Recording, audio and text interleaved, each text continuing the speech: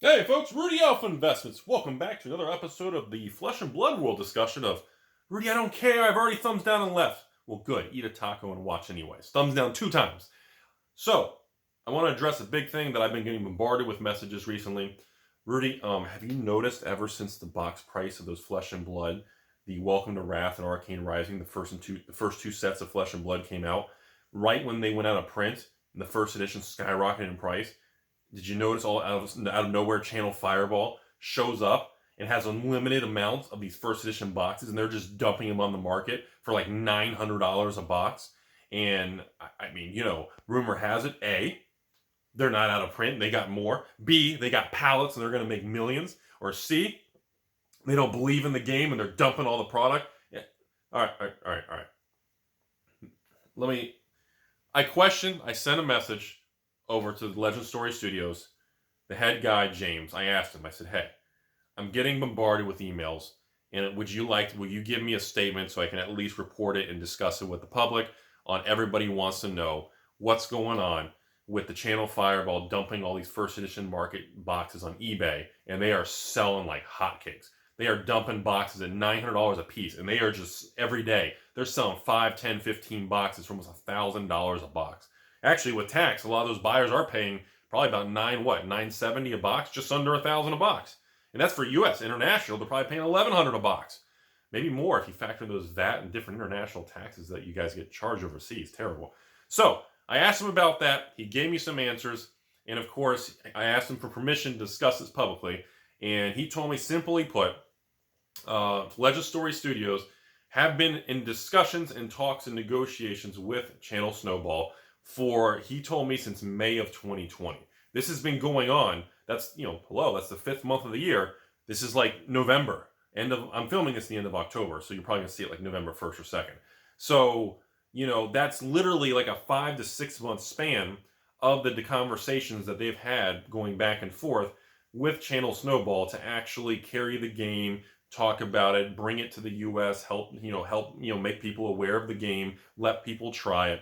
And apparently part of this negotiation was that he had a small batch of product put aside for them, that if the deal went through, that would be sent over when they struck the deal or when they launched the product or whatever it was. Obviously, based on the time frame of, according to the head guy of Legend Story Studios, when the negotiations were happening back in May of 2020, and he had apparently, I guess, put aside, I don't know if it was like 1 pallet or a half a pallet. I don't know. Again, that's private information between Channel Snowball and the company. So again, I respect that privacy. But he put aside some of the boxes for them in case the deal went through. So the deal finally goes through in October of 2020. Obviously, from 6 months ago, the price of first edition 6 months ago was about $100 to $150 a box on eBay. Really nothing crazy. It was a new thing. The game was still very, very new to the U.S. Most people never heard of it. And even now, still most people never heard of it. So once it finally happened, the deal struck through, they got the product, and they just got, honestly, they got really lucky. If you want the Rudy opinion, I think Channel Snowball got really lucky. Because by the time they took delivery of that product that was probably shipped from New Zealand all the way to the United States, they got the product in hand. One of their employees in Timmy's probably ran into the upstairs office, took the elevator to the top floor and said, hey guys, have you seen that it's out of print? There's a new unlimited printing. That batch that we got in that deal is first edition. Look at the price on eBay. And the higher ups at Channel Snowball took off the taco crown, stood up in the pinstripe Wall Street suit and said, hit it on the market. Let's lock in. I want all that money. So assuming they have, I don't know, 1 to 400 boxes, I don't know, maybe 500, 200, I don't know, but well, not of each set, I mean combined of both sets. So maybe 500 total boxes, maybe 250 of each set or something, I don't know. I mean, again, you're talking tons of money. Holy smokes, if they really did get that much, and again, that's speculation, I don't know what Channel Snowball got. That was a private deal, I didn't really want to, that's between them. He wouldn't give me the answer, and I didn't really want to kind of be hardcore and try to be like force private information. It wasn't really my place. So, in my opinion, based on what the response is and what I see happening, I don't think there's some secret reprint. I don't think the first printing is not really out of print. All these tinfoil hats and all this conspiracy stuff and secret things while it's fun and exciting and it kind of gets you all wound up, I don't think that's really real. I think Channel Snowball just got really lucky by the time they did the deal, and it takes a month to get that crap around the world on like a ship. I don't know if it was by air or by ship, a shipping container. I don't know what they did, but they got lucky. Honestly, blind squirrel, nut. Blind squirrels find a nut sometimes. I literally just think they just threw the dice and hit it, man. So I just wanted to address that because based on having that communication, it's really nice. I am also wanting to have a Q&A with the head guy of Flesh and Blood at Legend Story Studios, kind of like we did with Force of Will a while back ago, and go over a lot of the questions. A lot of you have been asking me about, secondary market. Are they going to have a reserve list? How are they going to handle financial value? How are they going to handle reprints? I know a lot of questions. I want to have a Q&A with the Legend Story Studio guys and present that to YouTube. I think that'd be really cool for all of us to kind of get an inside track of how they're thinking about the future with a product that's actually becoming very successful. So I thought that'd be a lot of fun.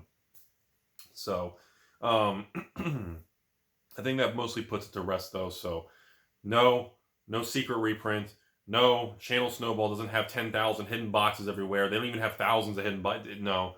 So I just want to diffuse all these silly rumors that are just spreading around and all this fake stuff. And I don't know what the deal is.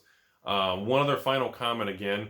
I want to lay it out there. Just be very careful also when you're buying the very original Flesh and Blood Welcome to Wrath box, because those are the very first alpha boxes that do not have the company seal on the box. So make sure you're buying from a legitimate source, or you have another box of Flesh and Blood from the same set or the same first edition that you can compare to make sure the seal is identical on the way they sealed it and where the seam lines are. Because as these prices go up, it will become, there's a lot of shady things like in the Pokemon world, the resealed boxes, shady things in Magic. It happens in all collectible card worlds.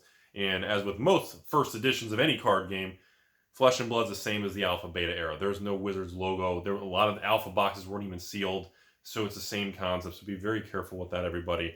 I actually would, if you can find it or afford it, and you're looking to collect or invest or whatever you want to do with this card game, obviously, I personally think a sealed case would probably be best because you have the outer case with a different type of tape, and it actually has the company logo with 4 boxes. It's a little bit different if you can afford or find them by the case anymore, which is almost impossible. So that's all I have. I mostly just really wanted to address the whole Channel Snowball situation, and as we approach going into the holidays here. So final comment for those of you still watching later in this video, which I know, again, these videos get no views and just a bunch of angry thumbs down stuff.